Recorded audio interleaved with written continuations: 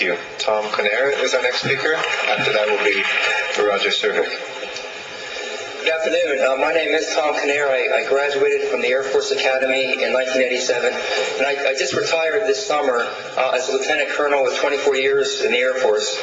Although Don't Ask, Don't Tell was initially a step in the right direction, living under its directives long term was a real psychological stress.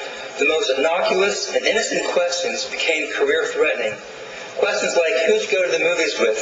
What did you do this weekend? Wreaked havoc on my psyche. If someone asked if I was dating someone, I couldn't just say, sorry, don't ask, don't tell, I can't talk to you about it, because I'd be immediately under suspicion. As a result, the most credible option for many of us was to lie, to keep our identity secret. It was no different for me. Living under Don't Ask, Don't Tell was living a double life. I spent a career inventing the names of girlfriends and switching pronouns from he to she back at the squadron. By inventing the names of girls, my orientation was not suspect. Like 007 had a license to kill, Don't Ask, Don't Tell gave me a license, no, a duty to lie.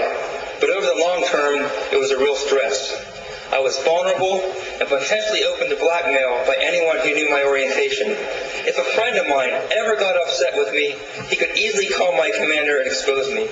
I had to, quote, walk on eggshells and worry that I never upset anyone lest they turned me in. Living under Don't Ask, Don't Tell, I also had to give up certain fundamental protections. I once had a friend where things went bad, and he ended up threatening me with violence. I couldn't call upon the protection of the police, as I knew this guy could imply my orientation in a police report, and it could jeopardize my career. Likewise, Don't Ask, Don't Tell deters military members from receiving the help and counsel from mental health professions. Any counselor of worth will always get into discussions about girls and relationships, and this is something we had to avoid. In conclusion, Don't Ask, Don't Tell forces military members into a double life.